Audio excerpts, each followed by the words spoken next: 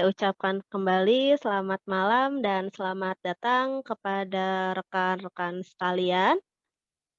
Oke, ini ada dari Kak Dimas Nalendra. Oke, nanti saya share di grup untuk agenda-agenda yang sebelumnya saya tampilkan juga nanti ada beberapa agenda lainnya lagi yang belum diinformasikan. Baiklah, selamat datang Kak Sulis Iqbal dan juga rekan-rekan sekalian. Karena kita sudah menginjak di pukul 19:04, kalau di jam saya mungkin ada baiknya saya buka saja webinar untuk malam ini. Silahkan rekan-rekan menyimak dengan fokus tapi tetap santai ya sambil mengisi minggu malamnya. Oke, ada yang raise hand, apakah ada yang perlu diutarakan? Oke, sebentar nih, saya belum tanya kabar Kak Iqbal. Kak Iqbal apakah sehat? Halo, Apa halo Kak. kabar Kak Ya, Iqbal? alhamdulillah, alhamdulillah masih Oke, diberikan kesehatan. Halo teman-teman semuanya. alhamdulillah. Oke, baik Kak Iqbal dan rekan-rekan sekalian, saya buka dulu webinar kita pada malam hari ini. Bismillahirrohmanirrohim. Assalamualaikum warahmatullahi wabarakatuh. Selamat datang, Waalaikumsalam warahmatullahi wabarakatuh. selamat datang Kak Iqbal dan rekan-rekan sekalian. Seperti biasa, di sini saya mau menginformasikan terlebih dahulu, webinar kita pada malam hari ini direkam, jadi saya mohon kesediaan Kak Iqbal dan rekan-rekan yang lainnya apabila nanti wajah dan suaranya masuk ke dalam rekaman. Baiklah, rekan-rekan sekalian, webinar dengan tema mengenal lebih jauh tender proyek konstruksi bersama Kak Sulis Iqbal Hoirul Amar STMSC malam ini resmi saya buka. Dan perkenalkan, saya Lupita Lestari, di sini bertindak selaku moderator. Dan mungkin juga telah rekan-rekan sekalian ketahui bahwa webinar pada malam hari ini diinisiasi oleh Loker Teknik Sipil yang saat ini sudah berada di bawah naungan CV Langen Teknik Satria. Adapun tujuan dari Loker Teknik Sipil sendiri adalah memberikan informasi mengenai lowongan kerja di bidang teknik sipil dan arsitektur, serta mengadakan agenda-agenda lainnya seperti sharing about career, pelatihan, dan juga webinar seperti yang sedang kita hadiri pada saat ini. Jadi silahkan jika rekan-rekan membutuhkan informasi mengenai lowongan pekerjaan dan juga ingin up to date terhadap agenda-agenda yang diadakan oleh Loker Teknik Sipil, bisa follow Instagramnya Loker Teknik Sipil di @loker_teknik-sipil. Baiklah rekan-rekan sekalian, selanjutnya saya akan membacakan tata tertib dari webinar pada malam hari ini sebagaimana yang telah rekan-rekan sekalian dapatkan di grup WhatsApp. Tata tertib webinar dibagi menjadi dua bagian, yaitu tata tertib saat webinar dan tata tertib setelah webinar. Adapun tata tertib saat webinar adalah sebagai berikut. Yang pertama, peserta memasuki Zoom pada pukul 18.55 waktu Indonesia Barat dan acara akan dimulai pada pukul 19 waktu Indonesia Barat. Yang kedua, peserta diharapkan open kamera dan mute mic sampai acara tanya jawab. Yang ketiga, peserta wajib mengganti nama akun Zoom dengan nama asli. Keempat, peserta diharapkan menjaga kekondusifan selama acara. Kelima, peserta moderator dan pemateri menggunakan virtual background dari kami. Yang keenam, peserta diharapkan mematuhi tata tertib yang ada. Adapun tata tertib setelah webinar adalah sebagai berikut. Yang pertama, di grup WhatsApp, peserta diharapkan untuk selalu berkata ataupun menyampaikan pendapat, baik kritik maupun saran, dengan cara yang sopan serta tidak menyinggung satu sama lain, baik kepada sesama peserta maupun kepada pihak penyelenggara. Sedangkan yang kedua, di grup WhatsApp peserta diharapkan untuk tidak berjualan segala macam produk tidak promosi dan tidak share kegiatan di luar dari yang kami adakan. Baiklah rekan-rekan sekalian, sekian tata tertib webinar pada malam hari ini. Selanjutnya saya akan memperkenalkan tutor kita pada hari ini. Sebentar saya tampilkan CV-nya.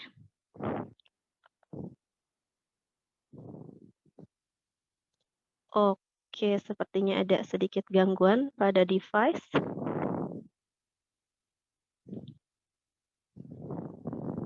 Oke, mungkin saya bacakan saja ya, mohon maaf.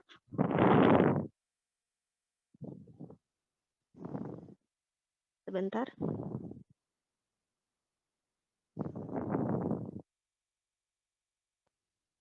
Iya. Maaf, pemateri kita pada malam hari ini adalah Kak Sulis Iqbal Hoyrul Amar. Beliau merupakan lulusan dari University Science Malaysia, Master of Science Construction Project Management, dan juga adapun gelar sarjananya diperoleh dari Universitas Negeri Semarang di bidang teknik sipil. Kak Iqbal juga merupakan dosen dari Universitas Nusa Putra dan Universitas Muhammadiyah Surakarta. Beliau juga pernah bekerja sebagai engineering fasilitator di PUPR. Kak Iqbal juga mendapatkan sertifikat berupa sertifikat keahlian berbahasa Inggris, lalu sertifikat tes potensi akademik, dan juga sertifikat ahli K3 konstruksi mudah. Adapun skill yang beliau miliki meliputi scheduling atau penjadwalan menggunakan Microsoft Project, BIM, Microsoft Office, public speaking, controlling project, dan juga project management. Baiklah rekan-rekan sekalian, sekian pembukaan dari saya. Selanjutnya saya akan serahkan kepada Kak Iqbal untuk memulai sesi webinarnya. Silahkan Kak Iqbal. Oke. Makasih Teh Rupita yang sudah membuka acara ini yang super duper banget ya teman-teman ya. Ini Minggu malam gitu. Besok Senin dan kita belajar malamnya. Luar biasa sekali memang antusiasnya teman-teman buat belajar ya, terutama untuk di bidang teknik sipil mungkin. Ini mungkin ini ya, teman-teman kayaknya banyak mahasiswa ya ini ya. Ini mungkin ya kita panggil teman-teman karena saya tidak mau dianggap menjadi guru karena kita di sini sama-sama belajar gitu ya. Sama-sama belajar, sama-sama apa ya? Mengetahui hal baru. Saya cuma lebih tahu duluan aja. Tapi nanti teman-teman juga mudah-mudahan gitu setelah selesai webinar ini bisa juga apa ya menyerap apa yang bisa diserap gitu. Oke, saya izin share screen teman-teman sebentar. Oke, silakan Kak.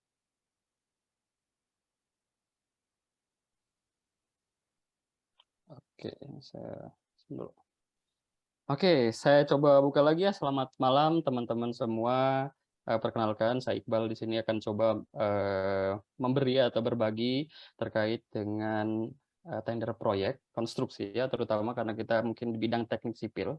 Sebenarnya untuk pengadaan jasa atau barang itu juga sebenarnya nggak berkutat di bidang konstruksi aja, bisa dalam bentuk benda, kemudian juga pengadaan barang seperti itu ya. Jadi nggak mesti tentang konstruksi. Tapi kita di sini akan fokus ke bagian ke tender untuk proyeknya kayak gitu. Oke, kita punya beberapa outline atau beberapa materi pada malam hari ini. Yang pertama adalah pengertian tender, kemudian adalah yang kedua jenis-jenis tender, yang ketiga adalah persyaratan mengikuti tender, kemudian yang terakhir adalah langkah-langkah mengikuti tender. Jadi mungkin teman-teman udah ada yang tahu pengertian tender gitu? Harusnya udah pada sering dengar ya. Udah tahu ya? Kalau Kak Lupita gimana Teteh? Udah sering dengar Teh tender? Sering dengar Kak. Sering dengar ya. Iya, jadi emang tender ini salah satu mungkin yang sering apa ya terlintas gitu di kuping kita, tender itu apa sih kayak gitu kan. Terus kenapa dia penting banget gitu buat proyek konstruksi gitu ya. Apakah semua proyek melalui tender yang kita artikan sebagai lelang atau tidak kayak gitu kan. Nah, kita bahas lebih lanjut. Oke, yang pertama sebentar. Layarnya agak ketutup. Oke. Jadi tender itu adalah kegiatan bisnis yang secara resmi diatur dalam peraturan presiden atau Perpres. Jadi upaya ini juga demi mendukung tender sebagai keputusan yang adil transparan. itu merujuk atau kepada Peraturan Presiden Nomor 12 Tahun 2021. Sebenarnya ada peraturan sebelumnya 2017 kalau nggak salah, nah terus kemudian ada amandemen di Peraturan Presiden Nomor 12 Tahun 2021 tentang pengertian tender. Nah, jadi definisi tender sendiri adalah metode pemilihan untuk mendapatkan penyedia barang atau pekerjaan konstruksi ataupun juga jasa lainnya yang sifatnya adalah adil dan juga transparan gitu. Dimaksudkan ya tadi ketika sebuah proyek gitu dicetuskan oleh ownernya, pemenangnya atau pelaksana dari proyek itu bisa dari kalangan manapun yang masuk kualifikasi kayak gitu kan intinya. Jadi mungkin juga pemerintah menginginkan aliran dana yang transparan dan juga proses yang transparan. Ya meskipun dalam pelaksanaannya mungkin nanti teman-teman juga akan kalau turun langsung ya di bagian proses tendering ini mungkin ada, ya sedikit apa ya, gejolak kayak gitu nggak semulus itu sih sebenarnya. Cuman kurang lebih tender ini dimaksudkan buat tadi, untuk, membuat, proses, pemilihan gitu pelaksana proyek secara adil dan juga transparan. Karena, setiap dokumen dan juga setiap spesifikasi yang disyaratkan itu nanti ditampilkan di web gitu. Jadi semua bisa lihat siapa pemenangnya dan bagaimana hasilnya, seperti itu. Kemudian pengertian tender secara umum menurut Sudarsono tahun 2007 itu meliputi tawaran pengajuan harga yang digunakan untuk yang pertama untuk memborong atau melaksanakan suatu pekerjaan, yang kedua adalah menjual barang atau jasa, yang ketiga adalah membeli barang atau jasa, yang terakhir adalah mengadakan barang atau jasa. Nah, jadi sebenarnya tender itu bukan hanya untuk pelaksana ya. Jadi si owner juga nanti mengadakan rekrutmen ataupun juga proses tendering pada pihak konsultan. Jadi mungkin teman-teman juga belum, di sini kita lihat. Nah, di sini kita punya tiga stakeholder gitu ya, yang paling umum lah ya, yang paling biasa muncul gitu dalam sebuah proyek. Jadi misalnya di sini kita lihat, ada owner, jadi owner ini nanti akan ya either owner-nya sendiri yang punya uang ataupun dia juga mempunyai investor kayak gitu. Nah ini, sebentar. Ini kok jadi ini, oke laser point yang ini ya. Nah, jadi si owner ini misalnya dia nanti punya investor gitu ya, dia punya investor kemudian ataupun dia sendiri yang punya uang, nanti dia akan apa ya, mengkonsepkan gitu ya sebuah project, ini baik swasta ataupun juga negeri gitu. Kalau negeri berarti nanti harus mengadakan anggaran biayanya ya untuk dia menggunakan, dana apa, dana daerah ataupun dana nasional kayak gitu, APBN atau PBD juga. Nah, nanti si owner ini memilih dua stakeholder lain. Yang pertama adalah dia memilih konsultan. Konsultan di sini kalau di awal dia bertugas sebagai perencana, jadi konsultan perencana.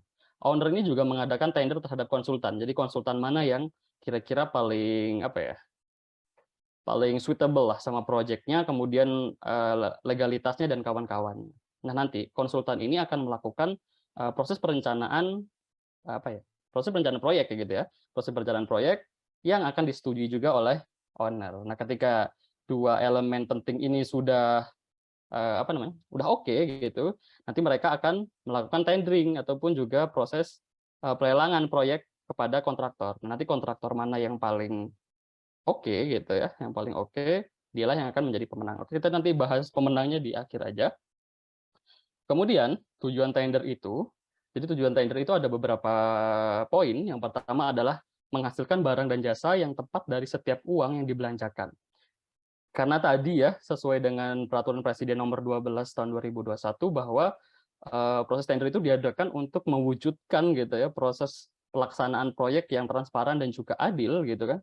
Jadi proses tender ini juga berfungsi atau bertujuan untuk apa ya, mendetailkan gitu setiap nilai uang yang dikeluarkan apakah sudah sesuai dengan kualitas, kuantitas, waktu, biaya, lokasi, dan sebagainya kayak gitu. Karena kan dalam pelaksanaannya, kalau khususnya kita bahas buat proyek negeri ya, proyek yang bukan swasta kayak gitu, mereka untuk melaksanakan sebuah proyek ataupun juga mengadakan sebuah proyek kan harus membuat gitu ya rencana anggaran belanja, bisa dari kementerian ataupun juga dari dinas-dinas terkait ataupun bahkan juga untuk, sekelas kecamatan ataupun desa seperti itu. Mereka mengadakan atau mengusulkan gitu rencana anggaran, pembelanjaan dari APBN dan juga APBD.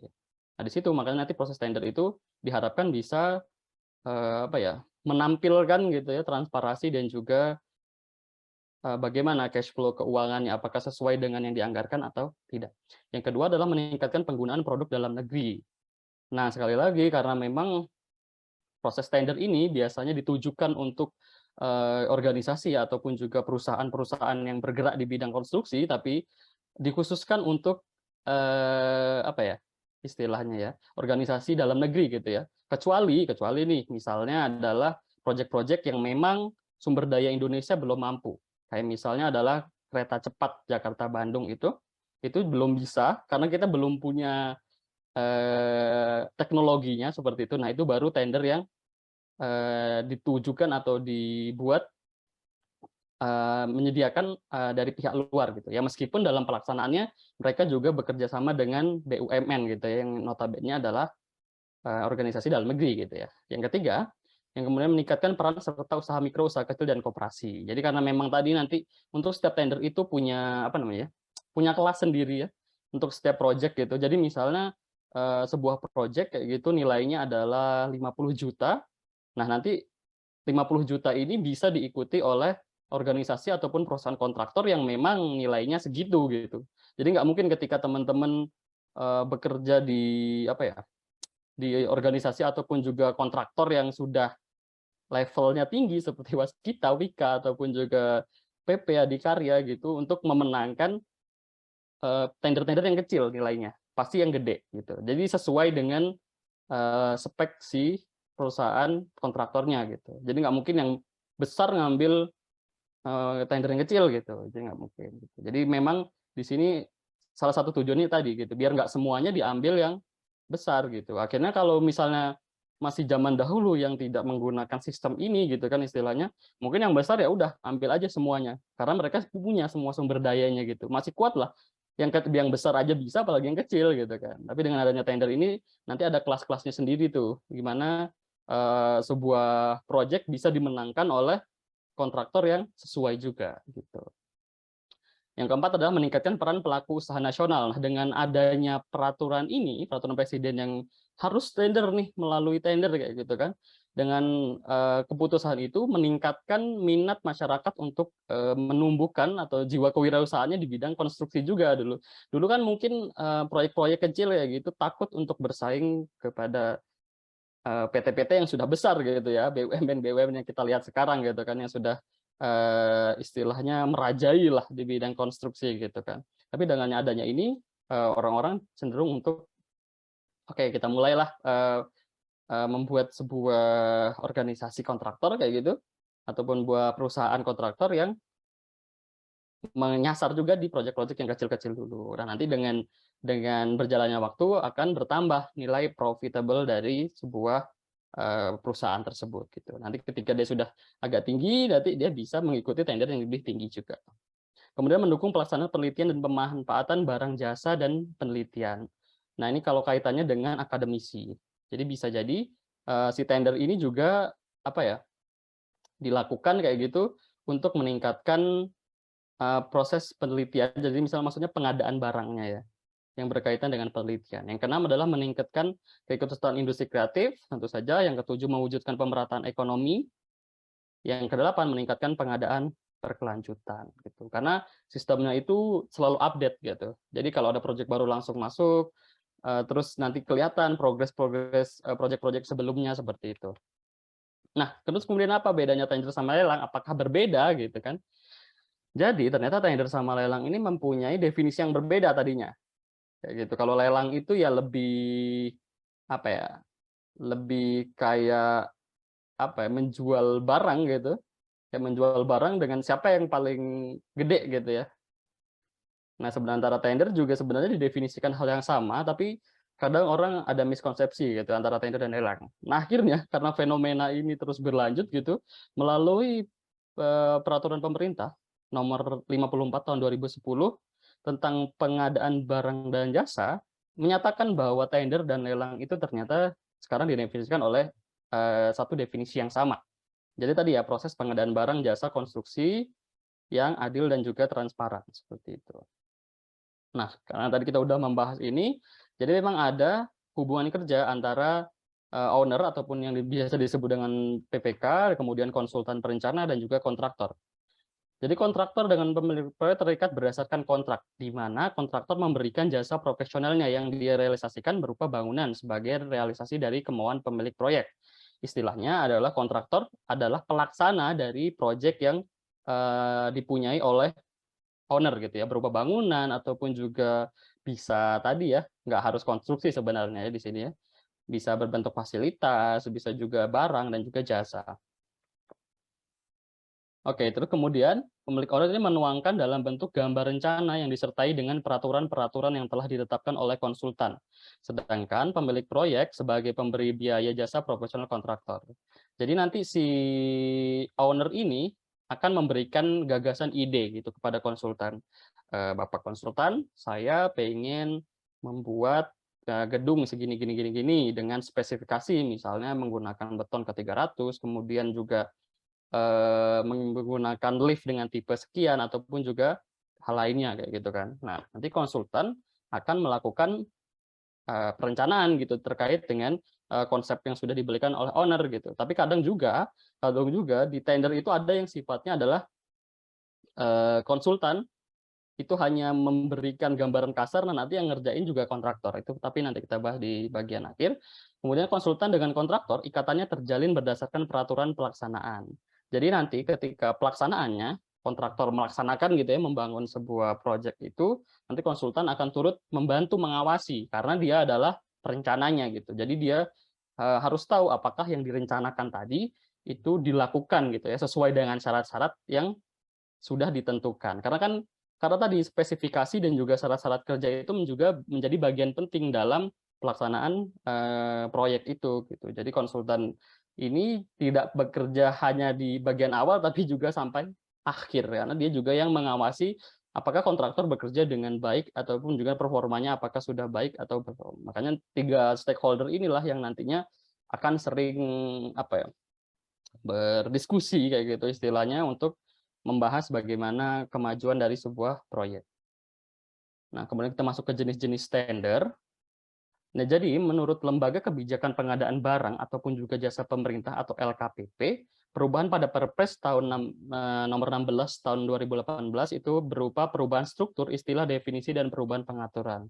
Di mana pengadaan barang dan jasa ini lebih luas sekarang. Jadi meliputi pengadaan barang, pengadaan pekerjaan konstruksi, pengadaan jasa konsultasi ya tadi, dan juga jasa lainnya.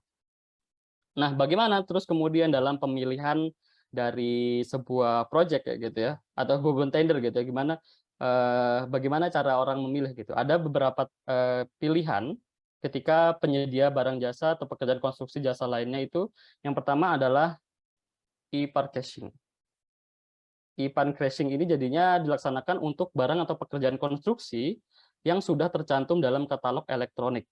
Pelaksanaannya wajib dilakukan untuk barang dan jasa yang menyangkut pemenuhan kebutuhan nasional ataupun juga strategis yang ditetapkan oleh menteri, kepala lembaga, ataupun juga kepala daerah.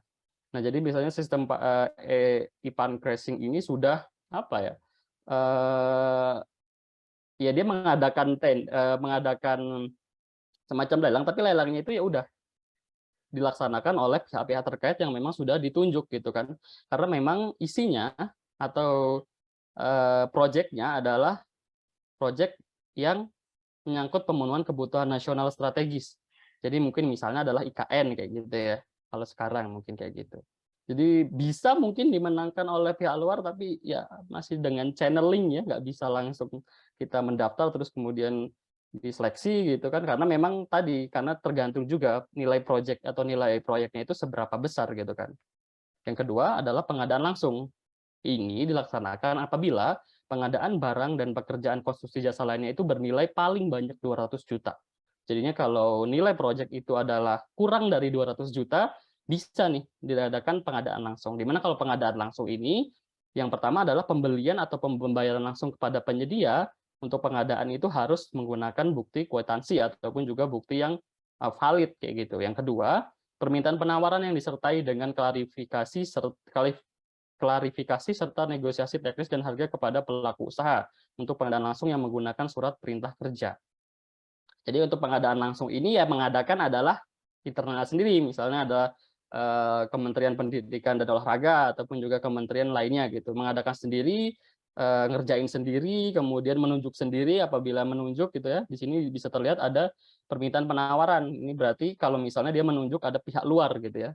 Misalnya instansi tersebut tidak mempunyai gitu, tidak mempunyai pihak pelaksana konstruksi gitu. Berarti dia nanti akan menunjuk apa ya?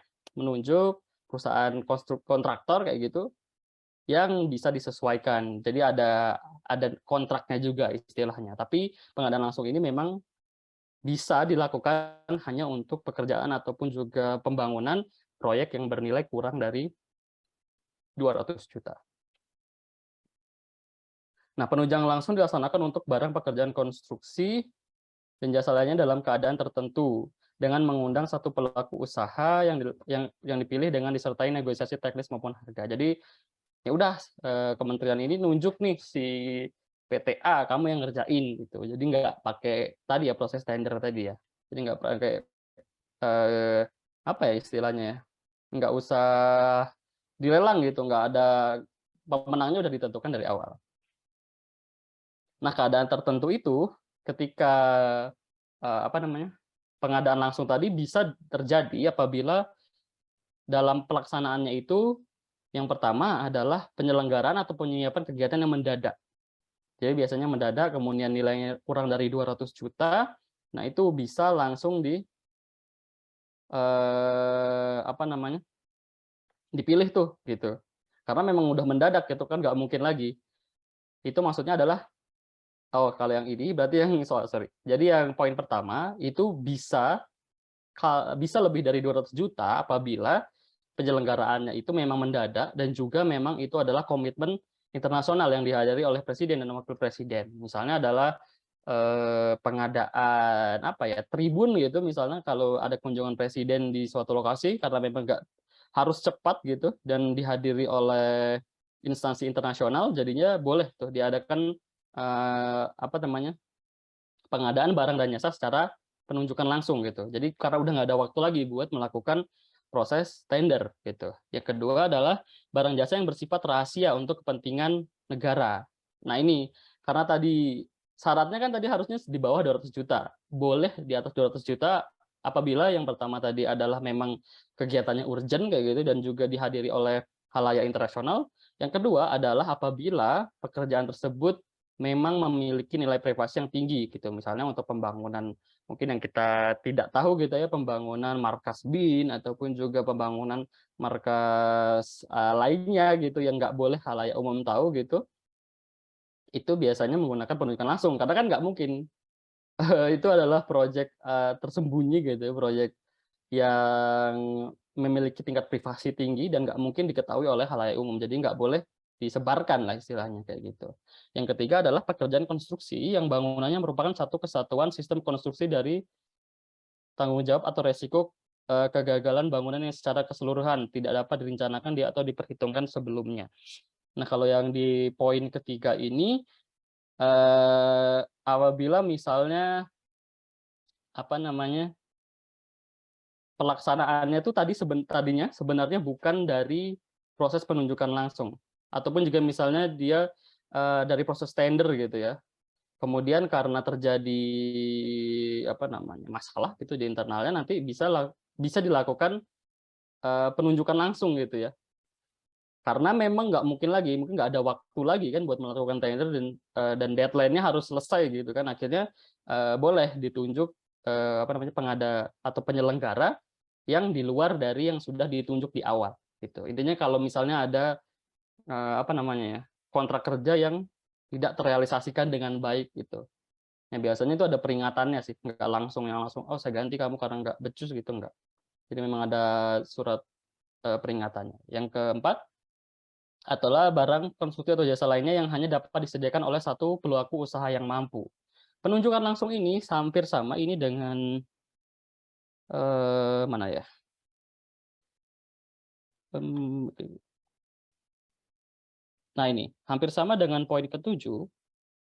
Jadi poin keempat ini, pengadaan langsung atau penunjukan langsung itu bisa dilakukan apabila memang, eee, yang bisa di Indonesia cuma satu perusahaan itu, kayak gitu. Misalnya dalam pembangunan konstruksi baja yang sudah bagus itu kan punyanya Wika gitu ya.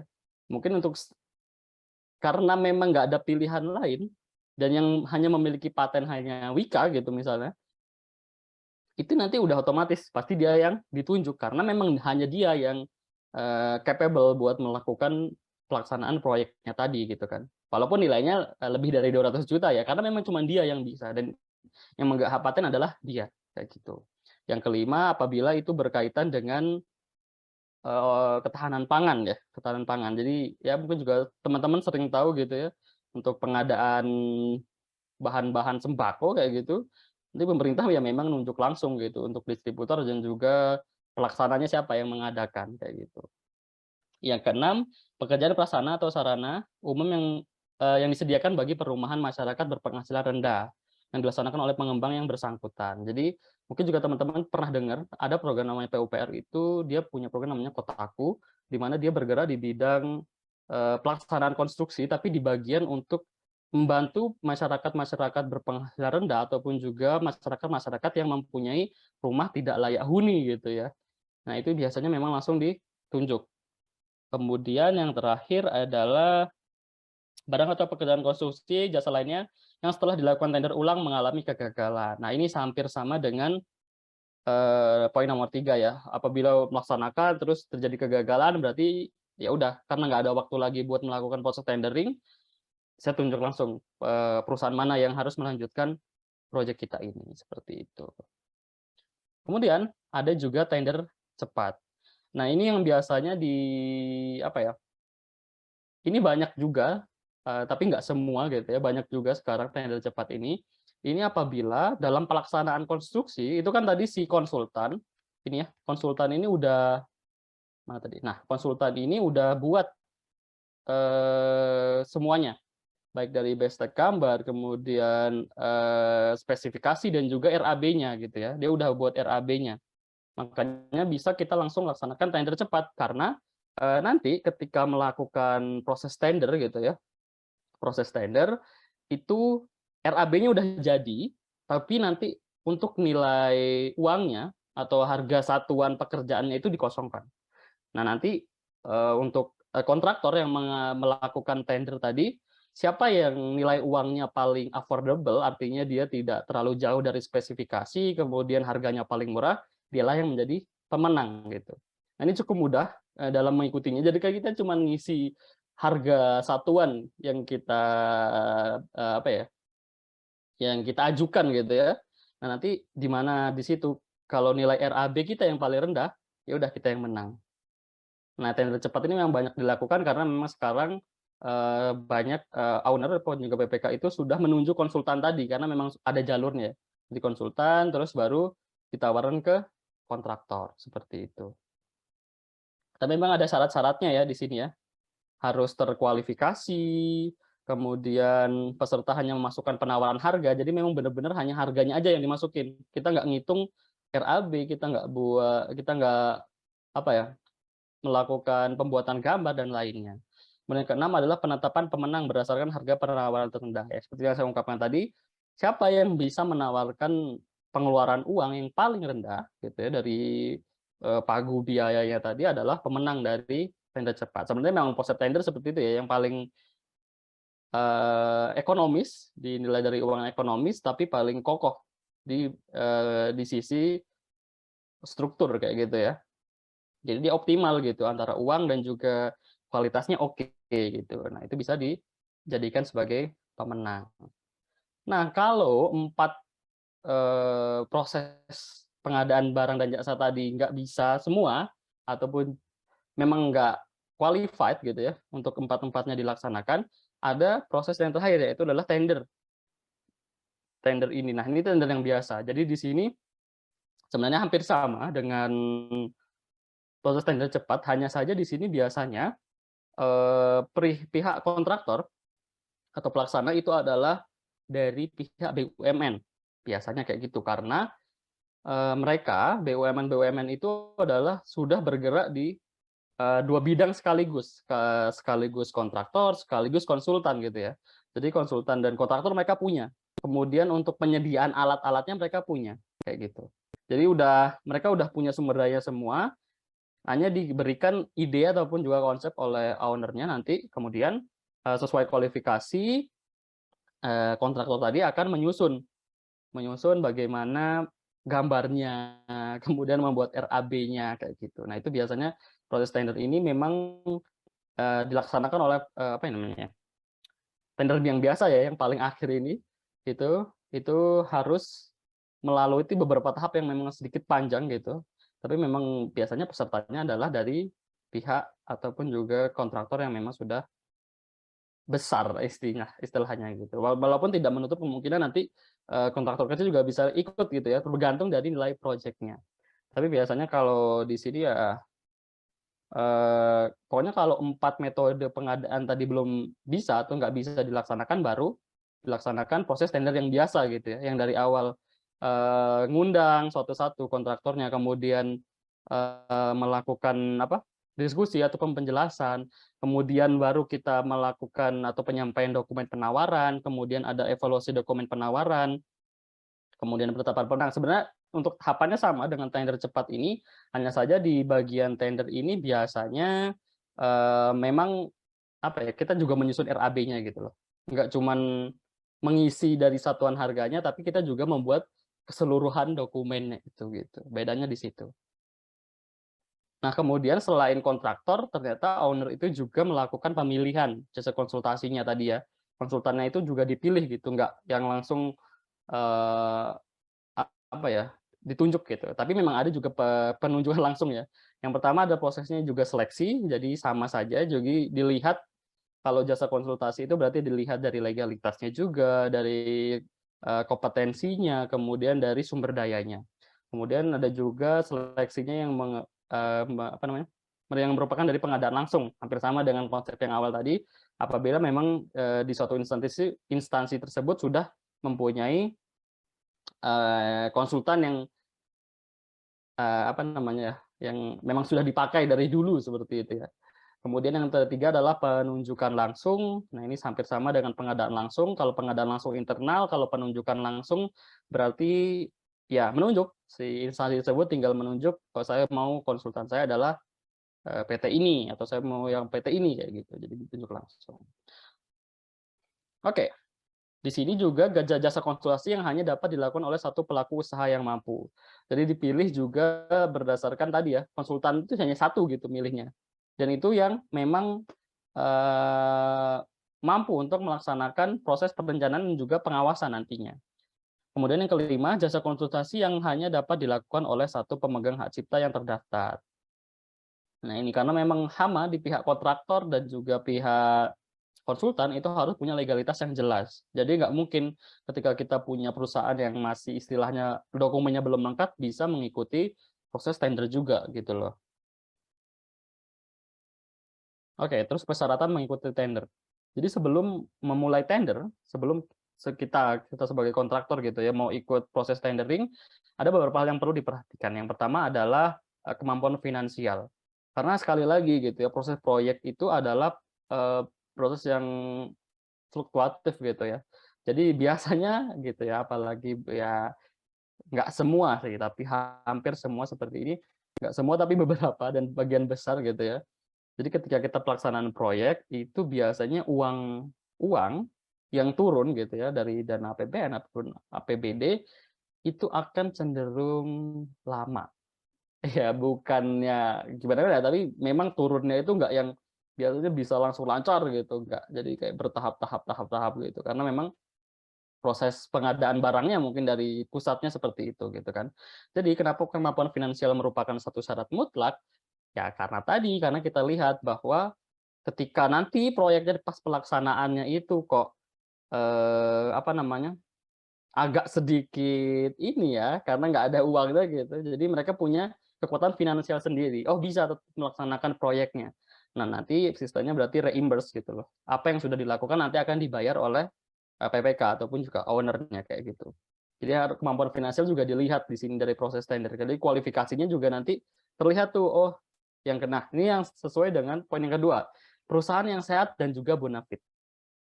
Ya, otomatis karena misalnya perusahaan kita adalah perusahaan yang menghasilkan dan juga perusahaan yang tidak pernah melakukan pelanggaran, otomatis kemungkinan gitu ya cash flow dari keuangan kita juga bagus gitu ya. Nah itu, jadi dilihat track record-nya juga nanti dalam proses tender. Jadi tadi ketika proses pelaksanaan tendering tadi, setelah pemenang ditetapkan, itu ada proses sanggah. Jadi nanti ada apa namanya? Oke, kita ya, itu bahas nanti aja.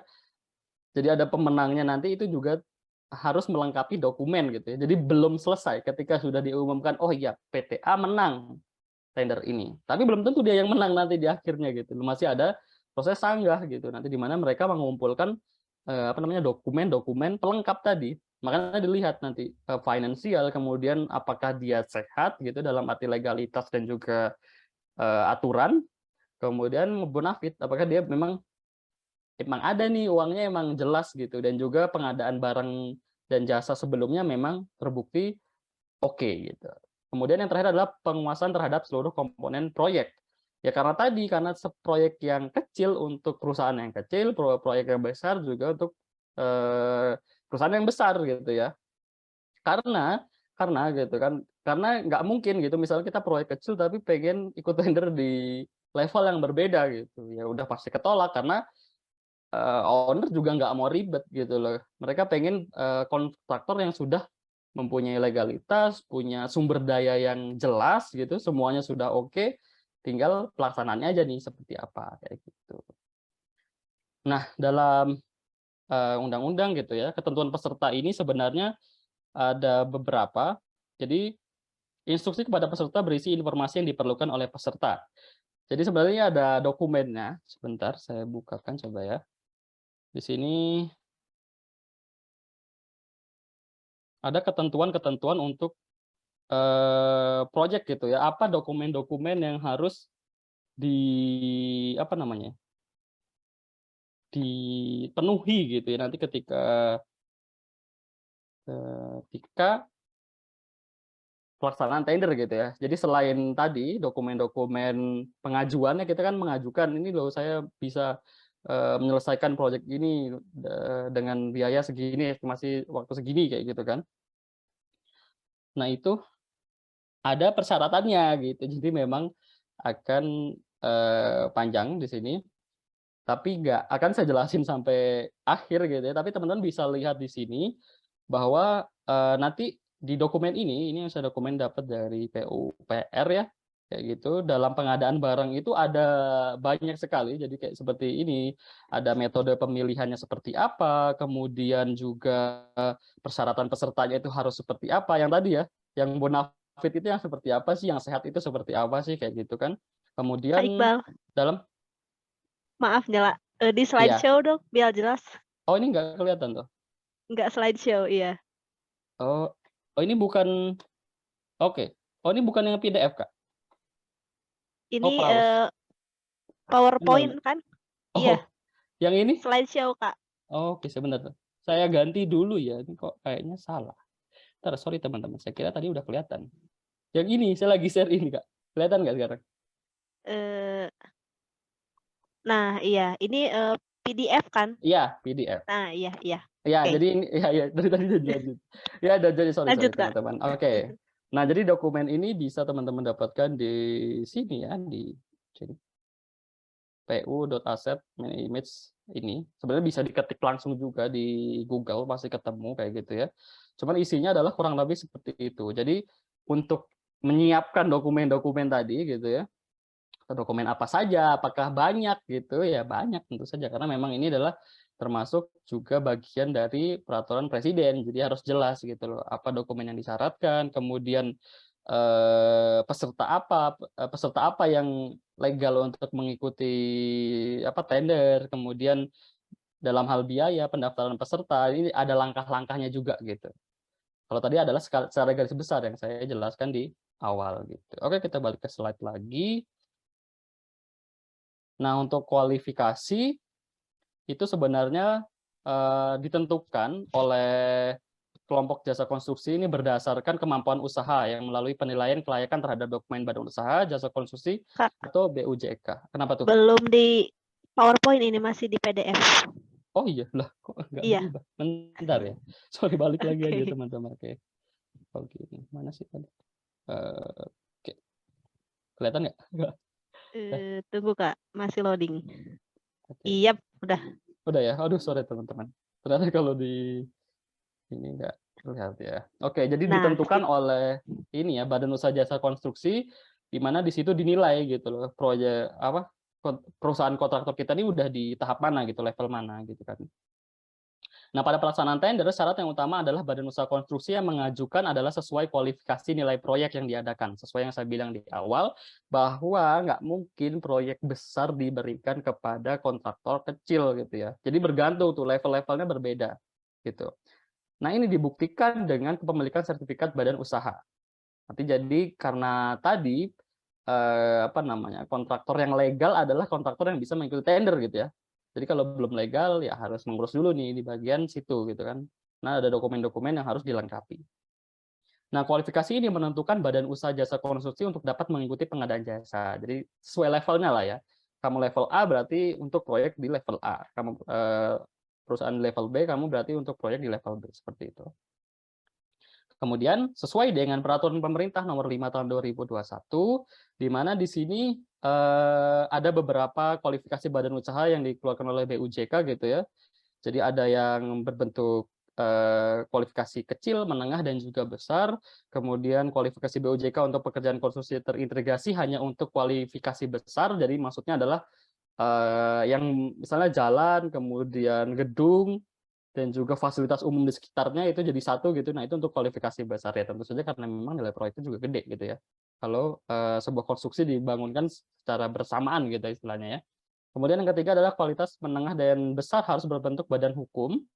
Nah, ini harus ada legalitasnya untuk yang kelas menengah dan besar. Kemudian yang keempat adalah khusus untuk badan usaha jasa konstruksi penanaman modal asing atau BUJK PMA dan kantor perwakilan badan usaha jasa konstruksi asing atau BUJKA hanya bisa diberikan kualifikasi besar. Jadi apabila misalnya ada proyek atau proyek kontraktor atau perusahaan luar negeri yang ingin masuk ke Indonesia, dia otomatis akan terkualifikasi sebagai badan usaha yang apa namanya, kelas besar lah istilahnya gitu ya. Di mana kelas besar ini nanti ada peraturan tambahan. Nah ini ya harus memenuhi persyaratan kualifikasi besar dan juga persyaratan penanaman modal asing. Jadi ada syaratnya juga nanti ketika apa namanya, memang dimenangkan oleh organisasi luar negeri gitu ya, instansi luar negeri, mereka juga harus memberdayakan pekerja lokal dan juga harus ada bentuk penanam modal yang bisa apa ya istilahnya ya, bisa bonafit gitu ya buat Indonesia istilahnya. Nah, misalnya sekarang contohnya untuk penanaman modal asing ini mungkin yang paling umum teman-teman bisa lihat di Jasa Marga ya, pembuatan tol itu kan semuanya dananya dari modal asing gitu ya. Tapi yang ngerjain adalah waskita kayak gitu dengan bantuan mereka juga. Karena dari sisi uang adalah dari mereka, tapi nanti di situ mereka berarti menanamkan jalan yang mereka juga dapat untung sih, tapi Indonesia juga dapat untung atau berapa saya lupa gitu berapa persen, tapi nanti ada keuntungan yang harus dibagikan juga ke Indonesia. Jadi istilahnya sharing profit kayak gitu. Nah, kualifikasi badan usaha ini menurut peraturan pemerintah nomor 5 tadi ya, itu dikategorikan kecil, menengah, dan besar itu dilakukan melalui penilaian kelayakan berdasarkan penjualan tahunan, kemudian keuangan, tenaga kerja, dan terakhir adalah peralatan konstruksi. Nah, ini dia untuk kelasnya ya. Jadi nilai pagu anggaran sampai dengan, oh ini untuk konsultan yang sebelah kiri ya. Yang sebelah kiri adalah syarat untuk konsultan, sedangkan yang kanan adalah kontraktor. Oke, kita bahas yang kontraktor dulu, di mana kalau nilai pagu anggaran sampai dengan 15 miliar, hanya untuk penyedia 15 miliar ini. Jadi di bawah 15 miliar, itu Iya Kak, termasuk 15 miliar. Ya, 15 miliar itu berarti termasuk perusahaan kontraktor yang kecil gitu ya, di bawah 15 miliar. Kemudian untuk nilai 15 sampai 50 miliar berarti dialokasikan hanya untuk kontraktor yang dikategorikan sebagai menengah. Kemudian yang terakhir 50 miliar sampai dengan 100 miliar dialokasikan untuk penyedia pekerjaan konstruksi dengan kualifikasi usaha besar dan juga non badan usaha milik negara. Jadi bisa dari pihak swasta kalau dari nilai anggarannya yang sudah lebih dari 100 miliar seperti itu. Oke, langkah pertama untuk mengikuti tender teman-teman adalah melalui tahapan kualifikasi, di mana dalam tahapan kualifikasi ini diawali dengan tahapan prakualifikasi. Jadi nanti data dari proyek tersebut akan ditampilkan gitu ya di websitenya. Kemudian nanti perusahaan yang memiliki proyek itu akan menunjuk beberapa orang mumpuni ataupun konsultan tadi dalam sektor sebagai panitia penyediaan, jadi perencanaannya ya maksudnya ya. Kemudian panitia yang telah tercipta seterusnya akan tentukan kualifikasi mencakup tanda analisis kekuatan calon peserta dan juga ruang tugas dalam tender itu. Jadi mereka juga nanti yang menentukan kira-kira yang perusahaan kontraktor yang bisa menang itu yang seperti apa? Apakah mereka harus mempunyai alat berat tipe ini sekian banyak, ataupun mereka bisa menyediakan bahan-bahan ataupun juga orang-orang seperti itu. Yang kedua adalah tahapan informasi. Ini adalah di mana setelah owner dan konsultan berkonsultasi gitu ya, konsultasi mereka sudah punya nih, saya punya spek nih. Nah, kita undang orang-orang ataupun juga bisa di-upload di website, nanti kita akan coba buka. Kemudian mengundang para kontraktor ya, karena udah lihat ya gitu, oh ada proyek ini nilainya segini gitu kan. Nah, nanti mereka akan baru masuk ke proses pendaftaran kayak gitu. Nah, faksi penyediaan umumnya akan membagi info itu lewat website punya BUMN ataupun juga tadi kalau misalnya itu berkaitan dengan negara berarti nanti masuknya di LPSE. Nah, ini adalah tampilan dari LPSE. Jadi lembaga lembaga kebijakan pengadaan barang dan jasa gitu ya. Di mana di sini untuk setiap daerah itu beda. Jadi misalnya di sini ada LPSE Aceh, ada LPSE Jawa Tengah, Jawa Timur, Jawa Barat, Jakarta dan seterusnya kayak gitu. Nanti teman-teman mungkin juga bisa coba cari di Google LPSE mana, daerah apa atau provinsi mana kayak gitu. Nanti dia akan keluar seperti ini, keluar kayak gini. Nanti nama paket pekerjaannya apa gitu kan ya. Nah, di sini nanti ketika ketika kita login gitu, misalnya kita punya akun yang udah tervalidasi, di sini kan harus login ya teman-teman ya. Jadi kalau sekarang mungkin teman-teman nggak bisa login karena belum termasuk dari perusahaan mana gitu ya. Tapi kalau teman-teman sudah terdaftar badan usahanya kayak gitu, nanti bisa login. Kemudian di sini nanti akan eh, ada dokumen-dokumen yang harus dilengkapi gitu. Nah, itu juga termasuk dokumen RAB yang merupakan bagian paling penting dalam sebuah tender gitu ya, di mana RAB ini adalah yang dilihat paling berdampak gitu ya. RAB-mu kecil terus kualitasnya nggak kamu turunin, oh kamu yang pasti menang kayak gitu. Nah, kemudian tahapan registrasi, jadi tadi udah disebar tuh melalui website dan juga platform lainnya gitu ya. Tapi biasanya sekarang udah sudah terpusat gitu di LPSE ini. Nah, ini untuk project negara ya, jadi bukan swasta gitu ya, negeri. Nah, ini kemudian mengisi formulir registrasi yang tadi itu juga. Nah, sekarang kalau dulu bentuknya masih manual, jadi benar-benar tulis kayak gitu. Nah, kalau sekarang sudah bentuknya di web kayak gini, jadi tinggal melengkapi saja. Kemudian pemberian keterangan ini hampir sama. Ini adalah sosialisasi dari si pengadaan atau si owner-nya tadi. Oh, dia ini nih syaratnya kita minta gini gini gini gini gitu. Nah, ini udah ada di website-nya tadi. Jadi ini adalah cara lama gitu ya. Cara lama tapi juga yang sudah diterapkan di website tadi.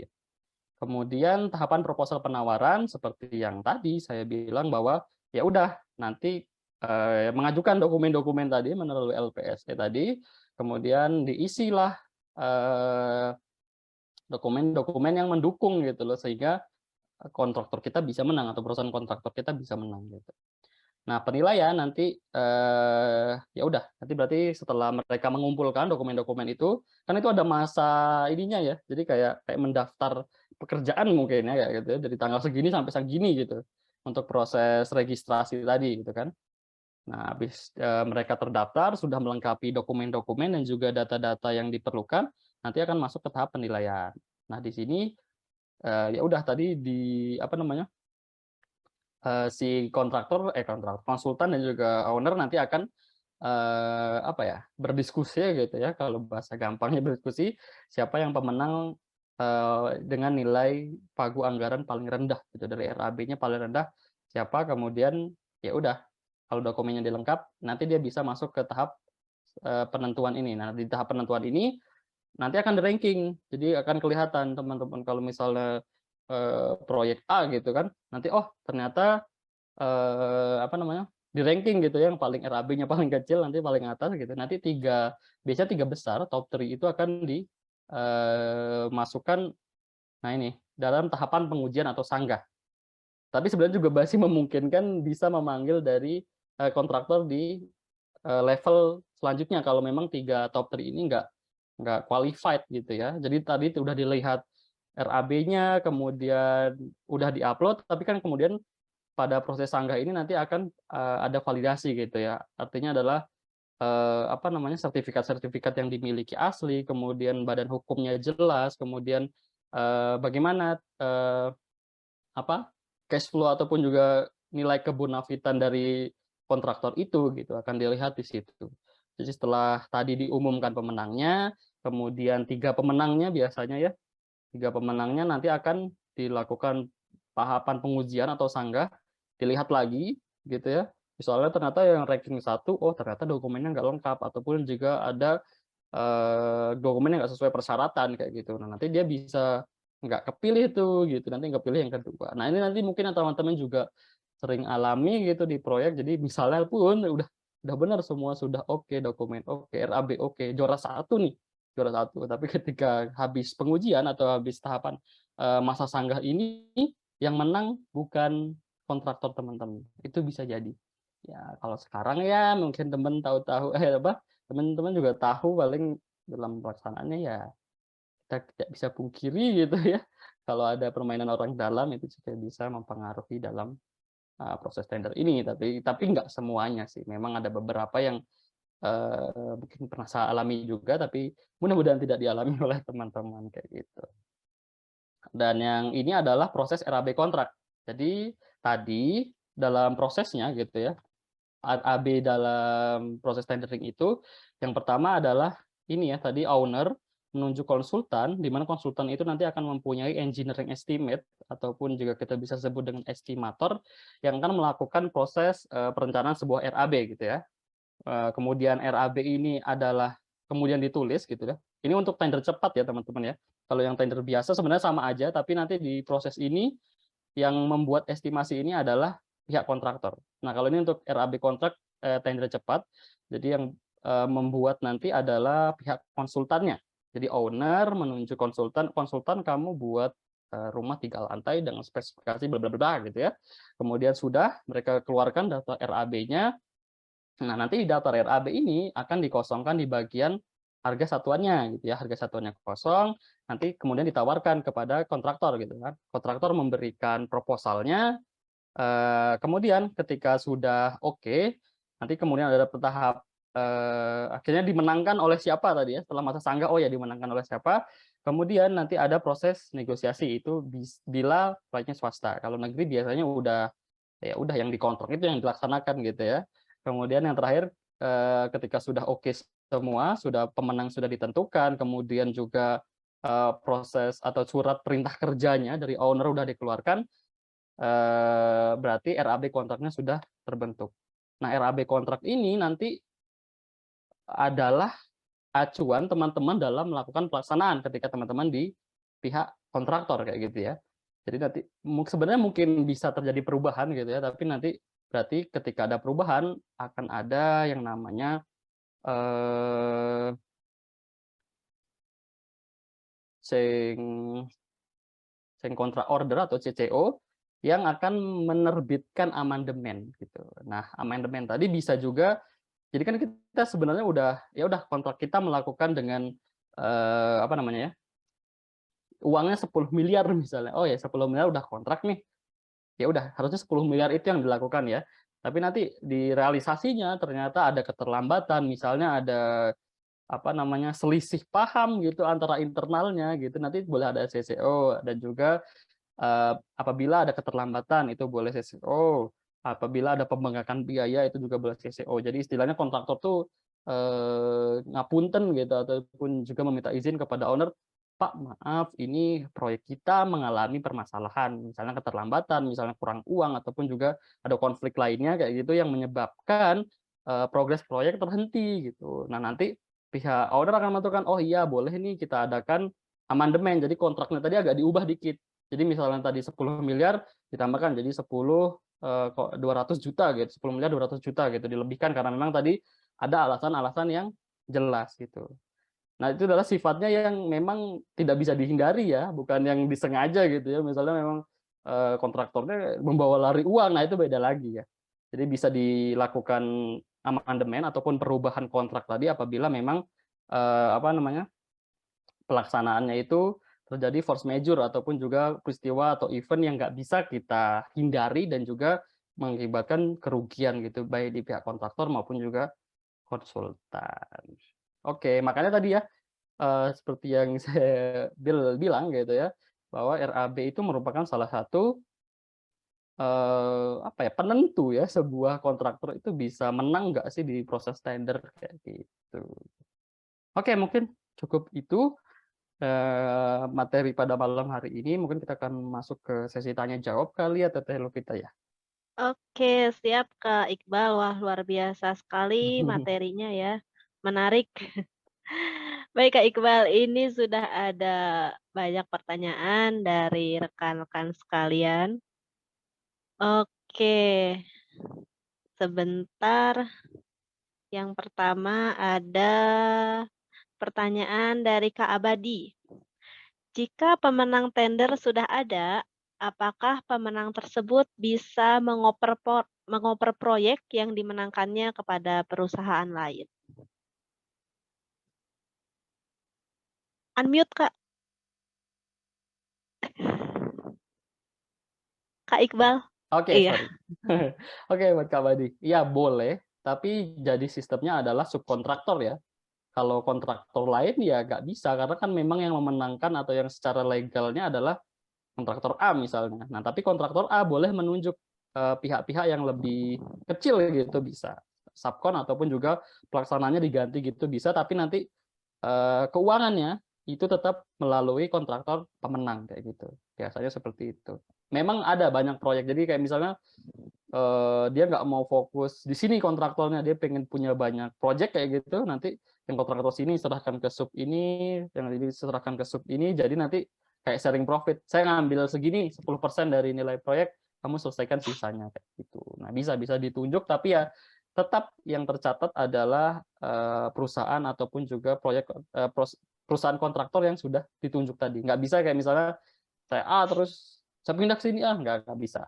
Kalau misalnya mereka nilainya sama ya, kecuali tadi apabila yang, kontraktor ditunjuk melakukan kesalahan ataupun juga penyelewengan dana kayak gitu, nah itu bisa, tapi itu dari pihak owner yang merubah. Jadi bukan pihak pelaksananya yang nentuin, "Oh saya mau ganti ini," nggak bisa, kayak gitu. Itu dari owner-nya yang nentuin bahwa, "Oh ya bisa nih dipindah ke sini, bisa dipindah ke sini." Tapi itu juga kalau misalnya ada kesalahan ataupun kalau keterlambatan yang lebih fatal lagi sih, seperti itu Kak Abadi. Mudah-mudahan menjawab. Oke, baik Kak Iqbal. Berarti subkonnya itu harus, yang di bawah kontraktor pemenang itu ya berarti? Iya betul gitu, jadi ditunjuk kayak gitu. Oke, baik Kak. Lalu ini ada pertanyaan dari Kak Surya Triadi, reverse Mhm. auction itu apa Kak? Oke, kalau river auction itu, sebenarnya hampir sama dengan, auction sendiri kan lelang ya artinya reverse auction. Jadi seperti yang tadi saya ungkapkan gitu. Jadi ketika, suatu badan perusahaan atau kontraktor punya, value untuk melaksanakan tadi ya, si perencanaannya tadi, itu cenderung nanti dia yang akan melakukan penawaran. Jadi misalnya gini, tadi kementerian apa, saya mau buat gedung apa gitu misalnya, gedung lantai 10 misalnya kayak gitu kan. Nah, karena nanti ada proyek kontraktor yang tadi, ya kalau sekarang mungkin BUMN kali ya, BUMN yang gede kayak gitu, memang dia punya semua sumber dayanya itu, dia bisa yang nawarin, "Pak, saya po yang jadi, kontraktor dan konsultannya nih dengan CV seperti ini, saya punya, dana dan juga punya, apa namanya, sumber daya seperti ini, kira-kira bisa nggak?" Jadi saya yang melakukan penawaran gitu ya ke orangnya, bukan mereka yang nawarin ke saya gitu. Jadi, eee, kayak yang ngasih semua dokumennya nih, "Saya udah punya lengkap nih, bisa nggak saya menang?" Kayak gitu. Mungkin pengertian kasarnya seperti itu, Kak Surya. Oke, baik. Terima kasih Kak Surya pertanyaannya. Selanjutnya ada pertanyaan dari Kak Hosua Marcelino. Apakah nilai kontrak pada tender justru berbeda pada saat pelaksanaan bisa terjadi? Apabila hal tersebut terjadi, apa yang perlu dilakukan oleh kontraktor untuk meminimalisasi kerugian yang akan dirasakan? Mhm. Oke oke, entar dulu, saya tambahin dulu dari Kak Surya tadi. Jadi untuk reverse auction itu juga bisa misalnya gini, misalnya kita udah menang nih, udah menang, kemudian kita ngitung lagi si gambarnya, kita hitung semuanya, kita udah punya kayak gitu, kita udah punya, perencanaan juga gitu.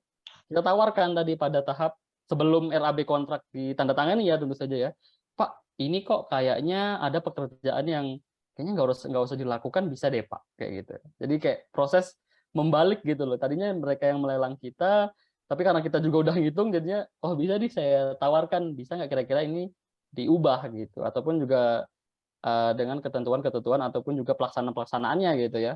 Misalnya, "Oh Pak, ini kayaknya alatnya terlalu sulit untuk didapatkan," atau misalnya, "Ini kayaknya terlalu too much gitu buat sebuah konstruksi biasa," gitu. Nah, itu bisa ditawarkan juga. Jadi ketika sudah pemenang, diumumkan gitu, dia bisa menawarkan, "Pak, ini kira-kira kayak gini," gitu.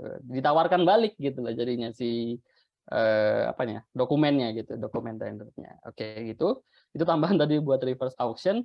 Kemudian buat, Kak Joshua, tadi ya udah dijelaskan ya, apabila nilai kontrak pada tender justru berbeda pada saat pelaksanaan bisa terjadi. Itu, kalau nilai kontrak sih nggak bisa berubah karena tadi yang RAB kontrak itulah yang kita laksanakan gitu ya. Tapi tadi kalau misalnya ada kelebihan ataupun juga kesalahan gitu mungkin ya yang menyebabkan keterlambatan, bisa dilakukan CCO atau, apa namanya, change order tadi ya, kayak gitu. Dan apabila tersebut jadi, yang perlu dilakukan kontraktor untuk meminimalisir, kerugian itu ya tadi ya, mengajukan gitu kan dengan alasan-alasan yang tentu saja rasional ya, nggak bisa kayak misalnya, "Pak, tukang saya ngambek," gitu, itu nggak bisa.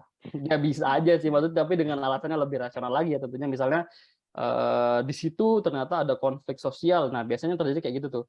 Jadi udah bangun, setengah jalan, LSM di sekitar, "Nggak mau, saya pokoknya mau duitnya lebih," kayak gitu. Nah, biasanya ada yang kayak gitu, itu yang nyebabin keterlambatan kan. Nah, kalau nggak dikasih duitnya, nggak jalan nih proyek gitu kan. Akhirnya, ya udah, kontraktor, gimana caranya biar nggak terlambat, ya berarti tadi mengadakan, "Pak, minta tolong di sini ada ternyata, administratif gitu ya." Ya istilahnya masuk ke uang situ walaupun memang tidak dianggarkan kan, tapi bisa terjadi seperti itu. Ya untuk meminimalisirnya ya tadi dengan melakukan, apa namanya, change order atau CCO tadi, kayak gitu, Kak Joshua. Oke, baik Kak Iqbal. Selanjutnya ini ada respon dari Kak Surya Triadi. Kereta cepat Mhm. dan IKN Pak, apa Oh tadi ya, contoh proyek ya? ya contoh proyek, strategis ya yang memang ditunjukkan untuk apa namanya, negeri gitu ya. Jadi ya juga termasuk proyek yang besar kan, nggak mungkin juga menunjuk, ya sebenarnya pada pelaksanaannya teman-teman kalau mungkin teman-teman ketahui juga, misalnya yang ditunjuk adalah waskita, wika, pp, dan sebagainya, tapi biasanya mereka juga nge-sub gitu loh. Jadi nggak semuanya dikerjakan mereka, tapi ada beberapa apa, pekerjaan yang memang harus dikerjakan mereka, seperti misalnya adalah precast kayak gitu kan, itu biasanya yang punya sumber daya adalah mereka gitu ya. Jadi mereka mengadakan itu saja, sisanya pekerjaan remeh-temeh gitu biasanya diserahkan ke subkontraktor. Kayak misalnya pembuatan gudang apa gitu, ya kalau gudang kan konstruksi biasa ya, semua semua kontraktor mungkin juga bisa gitu, jadi diserahkan ke subkon-subkon yang lebih, eee, kecil gitu, itu bisa sih, kayak gitu.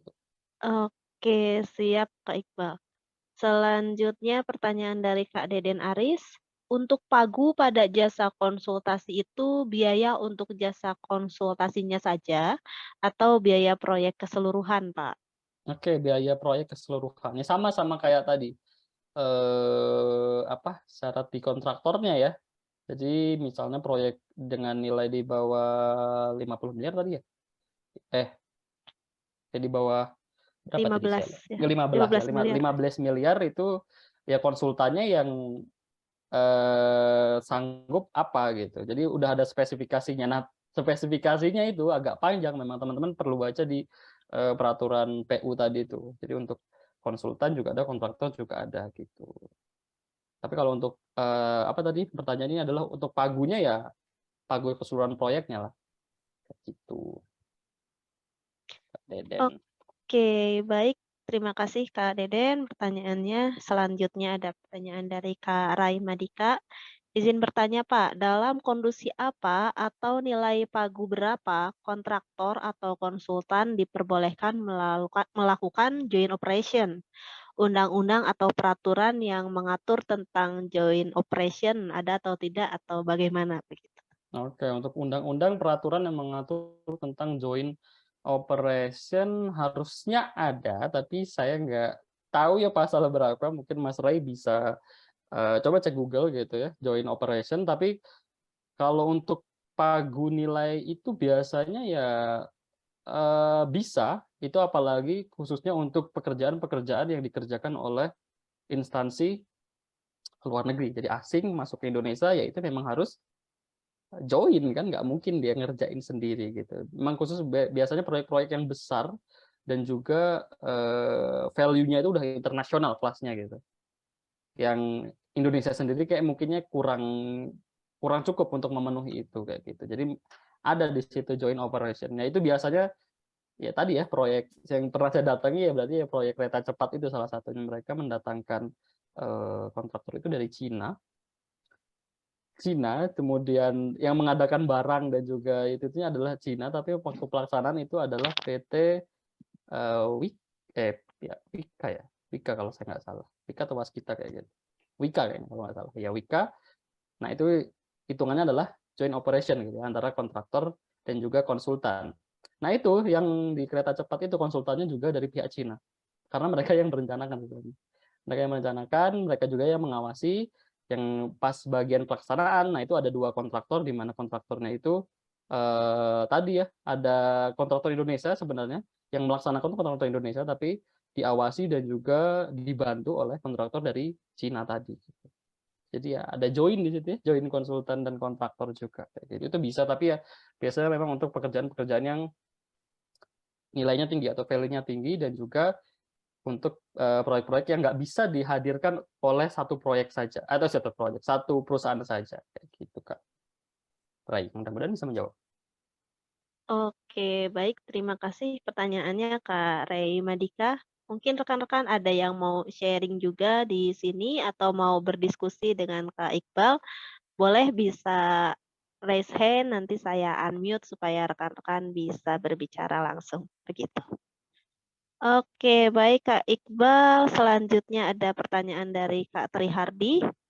Cara mencabut izin tenaga ahli atau Mhm, SKA yang digunakan dan didaftarkan oleh perusahaan atau kontraktor untuk proses tender tanpa seizin pemilik SKA dulu.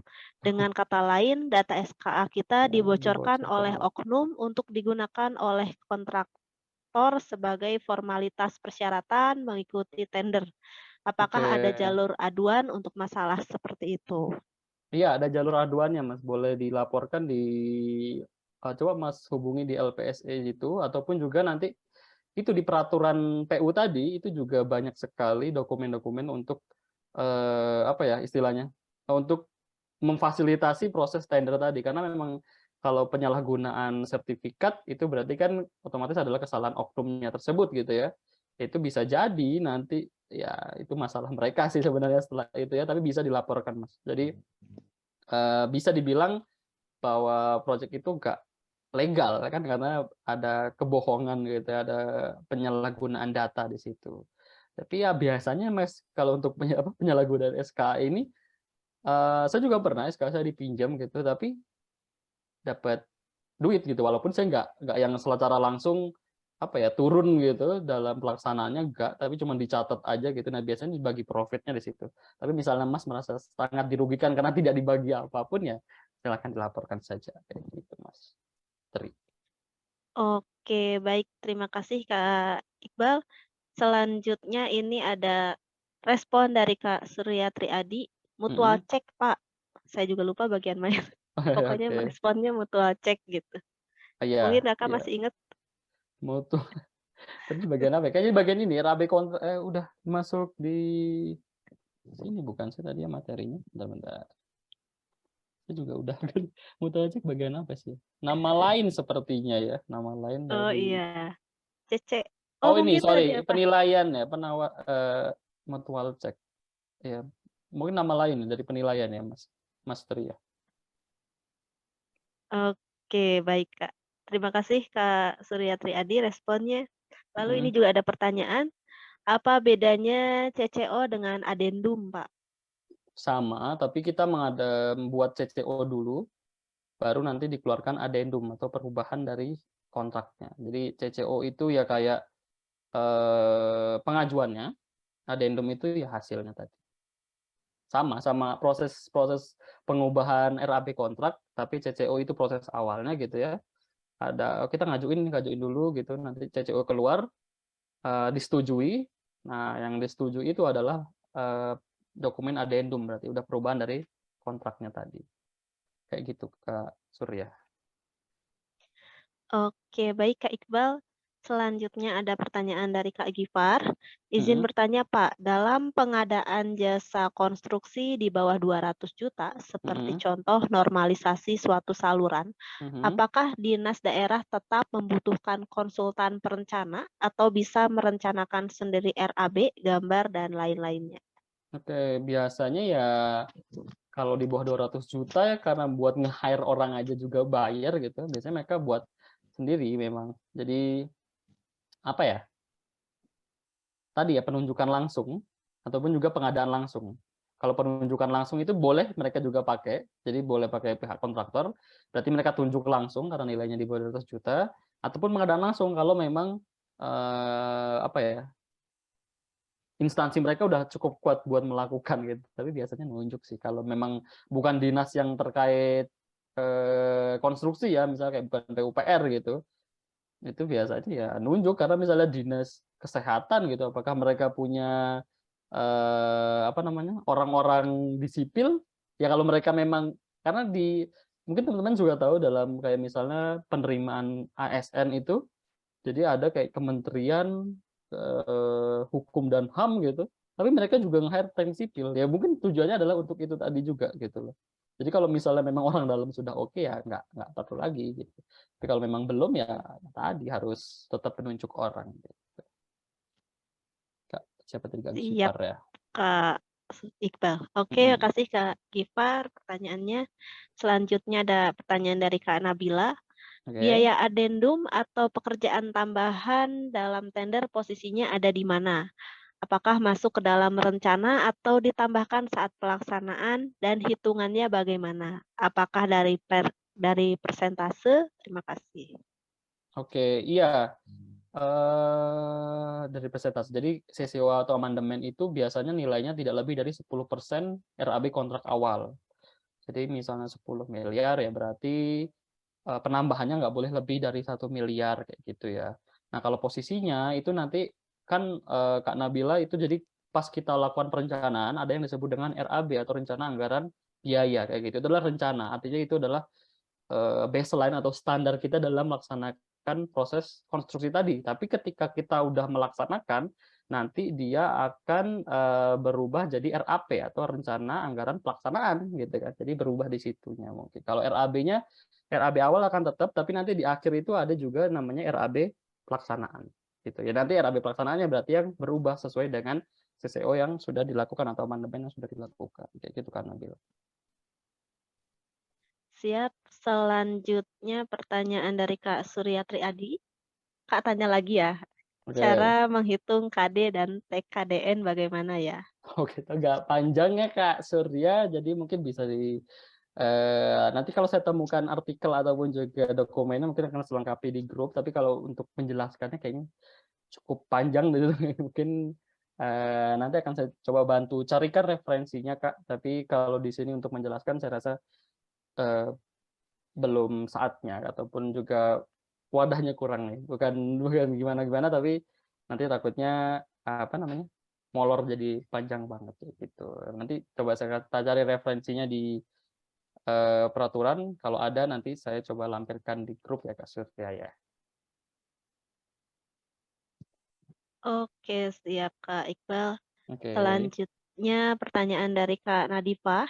Izin oke, bertanya Pak, bila mana pada saat proyek sudah berjalan, ternyata mhm. terdapat perubahan desain dari gambar yang sudah approve yang mengakibatkan pembengkakan RAB. Apakah hal tersebut bisa dimasukkan ke dalam kerja tambah? Apakah ada peraturan tertulis tentang kerja tambah itu? Bagaimana? Iya memang, iya bisa, karena dalam pelaksanaannya kadang memang ada hal-hal yang tidak bisa apa ya, karena itu tadi kan adalah bisa jadi memang human error gitu dari awal gitu. Kita nggak kan namanya perencanaan bisa jadi mulus, bisa jadi enggak kayak gitu. Nah, itu bisa juga dimasukkan ke kerjaan, tambah kurang tadi ya. Jadi tambah kurang itu bisa berupa biaya, bisa berupa waktu juga, ataupun, ya terutama itu sih waktu dan biaya. Jadi otomatis, biayanya minta nambah, waktunya juga minta nambah karena terjadi keterlambatan. Biasanya pembengkakan juga akan apa, pembengkakan itu kan adalah salah satu dampak dari keterlambatan. Kalau terlambat biasanya juga pembengkakan, kalau pembengkakan berarti udah otomatis berarti ada sesuatu masalah gitu. Itu bisa dimasukin Kak ke amandemen atau CCO tadi ya, kayak gitu. Tapi kalau perubahan gambar biasanya nggak yang signifikan terus ngerubah desain secara utuh gitu enggak. Paling ya kayak misalnya, apa ya, kayaknya misal tadi pondasinya adalah berbentuk silinder gitu, berbentuk, bulat, tapi setelah dihitung ataupun dilaksanakan gitu kok kayak apa ya, dari sisi kualitas dan juga kekuatan kok malah jadi kurang gitu misalnya. Nah itu bisa dilakukan, oh nanti dirubah gitu. Ataupun juga, proses tadi bisa juga cuman dipoles aja. Misalnya tadi adalah silinder tapi kita mintanya nanti bisa karena dari sisi estetika atau sisi bentuk juga kurang ini, nanti bisa dibuatkan, di bagian finishing gitu kan, berarti ada tambahannya gitu. Nah itu bisa di CO tadi, itu sih paling, Kak. Oke Kak Iqbal, terima kasih Kak Nadifa atas pertanyaannya. Oke. Rekan-rekan, bagaimana apakah masih ingin bertanya? Oke, jika sudah tidak ada lagi yang ingin bertanya, mungkin saya cukupkan saja sesi tanya jawab pada webinar malam hari ini. Rekan-rekan, jika ingin memiliki sertifikat dari webinar pada hari ini, bisa ya dengan mengklik link berikut. Sebentar, saya kopikan kembali. Oke. Lalu bagi rekan-rekan yang masih penasaran nih atau mau memperdalam ilmunya mengenai tender dan tentu saja ingin bertanya banyak nih sama Kak Iqbal, kalau ini kan waktunya cuma setengah jam, kalau nanti bertanyanya bisa lebih, puas dan juga bisa diskusi, rekan-rekan bisa ikuti pelatihan RAB tender. Kak Iqbal, saya boleh izin timpal nggak apa-apa? Iya boleh, enggak, saya tutup aja deh screen-nya. Oke oke, Kak. Oke, sorry. Oke.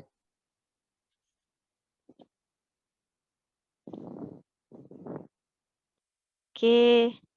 Jadi di sini ada pelatihan langkah mudah menyusun RAB tender, tutor atau pengajarnya juga Kak Iqbal. Jadi silakan rekan-rekan yang ingin memperdalam ilmunya.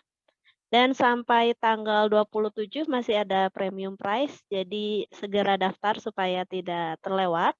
Pelatihannya sendiri akan dilaksanakan pada tanggal 29 dan 30 Oktober 2022. Jadi silakan rekan-rekan untuk segera mendaftar ya, supaya rekan-rekan bisa memperdalam ilmunya tentang RKB tender. Oke, selain pelatihan RAB tender, juga ada pelatihan lainnya, yaitu pelatihan perancangan dan perhitungan struktur baja bangunan 4 lantai beserta laporan analisa struktur. Pelatihan ini akan diselenggarakan pada tanggal 29 dan 30 September 2022. Dan kabar baiknya juga di sini ada premium prize buat rekan-rekan yang sudah pernah mengikuti online course dari Loker Teknik Sipil. Jadi silahkan dimanfaatkan kesempatannya.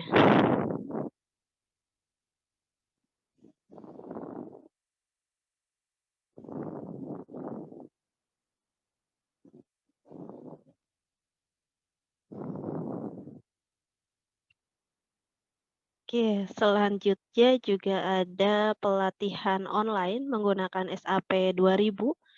Untuk temanya adalah perencanaan struktur bangunan rumah sakit 8 lantai tahan gempa berdasarkan SNI 1726/2019 dan SNI 1727/2020.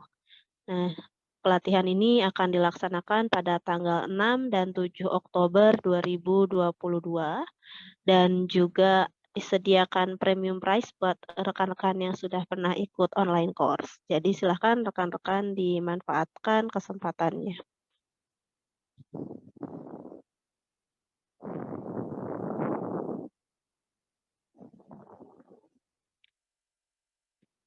Oke, selanjutnya di sini ada pelatihan Geographic Information System menggunakan software ArcGIS.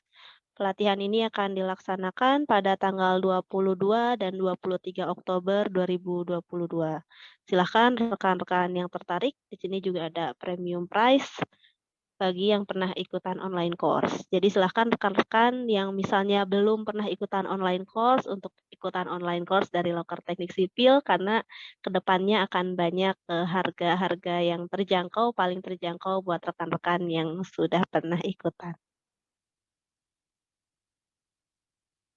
Oke, mungkin ini pertanyaan terakhir ya Kak Iqbal, nggak apa-apa? Dari Kak Suryatri Adi. Kak, menyambung pertanyaan tadi, apakah ada cara mengetahui jika SKA atau SKK kita didaftar dalam tender tanpa sepengetahuan pemilik? Mhm. Caranya ya, cara Iya, Kak. melihatnya itu, coba dicek di website-nya, LPJK, jadi coba di-login gitu. Kalau nggak salah ada menunya. Jadi nanti yang kelihatan gitu nama kita, kemudian SKA-nya apa aja, kemudian dipakai di proyek apa aja, sudah pernah dipakai di proyek apa saja gitu. Coba dicek di situ, Kak, di apa, LPJK ya, Lembaga Penjaminan Jasa Konstruksi. Nah, itu sebenarnya tadi di peraturan PUPR juga ada tuh, makanya nanti coba dokumennya nanti saya kirimkan di grup aja deh, biar teman-teman bisa baca juga. Oke, siap. Terima kasih banyak, Kak Iqbal. Oke, sebelum saya tutup webinar pada malam hari ini, Kak Iqbal ada yang ingin disampaikan lagi? Oke, mungkin cukup, tapi saya mau berterima kasih dulu atas antusias dan juga minat teman-teman untuk mengikuti webinar pada malam hari ini. Mudah-mudahan apa yang kita pelajari malam hari ini bisa berguna buat saya pribadi dan juga buat teman-teman sekalian. Teman-teman semua, lancar-lancar dengan apapun yang sedang dilakukan sekarang, mudah-mudahan sehat juga. Dan udah sih, terima kasih, gitu aja. Mohon maaf apabila masih ada banyak salah-salah kata dan juga kekurangan. Saya cukupkan dari saya, Kak Lupita, Teh Lupita. Eee, udah, silakan ditutup dah. Oke, siap Kak Iqbal. Oke, rekan-rekan jangan kemana-mana dulu, kita foto bersama supaya ada dokumentasinya. Silahkan bisa dibuka kameranya.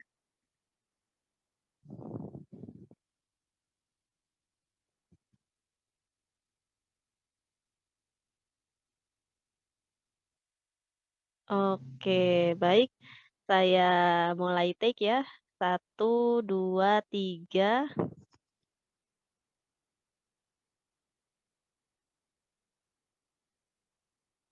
Oke, sebentar kita klik dulu.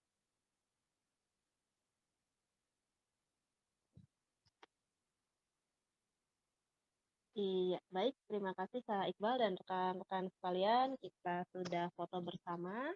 Karena kita sudah ada di penghujung acara, maka izinkan saya mengucapkan terima kasih banyak kepada Kak Iqbal telah menjadi pemateri yang luar biasa pada malam hari ini. Juga kepada rekan-rekan sekalian yang menyempatkan untuk mengikuti webinar ini dan sangat aktif bertanya di minggu malam ini ya, karena biasanya aduh besok Senin udah mulai panik, tapi ini masih ikut webinar. Iya, makanya. Saya mohon maaf sebanyak-banyaknya kepada Kak Iqbal dan rekan-rekan sekalian apabila selama menjadi moderator webinar ini memiliki banyak kekurangan dalam hal penyampaian dan penyajian. Kami juga dari tim Loker Teknik Sipil mengucapkan terima kasih banyak kepada Kak Iqbal telah berdedikasi menjadi pemateri yang sangat baik dan juga kepada rekan-rekan sekalian atas partisipasinya. Kami sangat mengapresiasi sekali. Kami juga mohon kritik dan saran yang membangun agar kedepannya Loker Teknik Sipil bisa menyajikan kembali webinar-webinar dengan lebih baik lagi. Kami juga ingin mengucapkan terima kasih banyak kepada semua pihak yang terlibat sehingga saat ini Loker Teknik Sipil sudah menjadi badan usaha yang legal dan resmi di bawah manajemen CV Langen Teknik Satria atau LTS. CV LTS sendiri bergerak di bidang training yang meliputi jasa pelatihan online, offline, dan privat, juga di bidang engineering yang meliputi jasa konsultan, dan juga di bidang advertising. Jadi jika di sini rekan-rekan ada yang berminat untuk mengundang LTS mengisi pelatihan di perusahaan atau tempat kerjanya maupun kegiatan serupa lainnya bisa menghubungi kontak person dari Loker Teknik Sipil. Baiklah Kak Iqbal dan rekan-rekan sekalian, saya pamit undur diri. Selamat beristirahat, jaga kesehatan, dan tetap semangat. Semoga kita bisa segera bertemu di kesempatan-kesempatan berikutnya. Baiklah Kak Iqbal dan rekan-rekan sekalian, wabillahi taufik wal hidayah. Wassalamualaikum warahmatullahi wabarakatuh. Waalaikumsalam warahmatullahi wabarakatuh. Oke Kak Iqbal dan rekan-rekan, saya izin tutup ruangan Zoom meeting-nya ya. Sampai Oke. jumpa.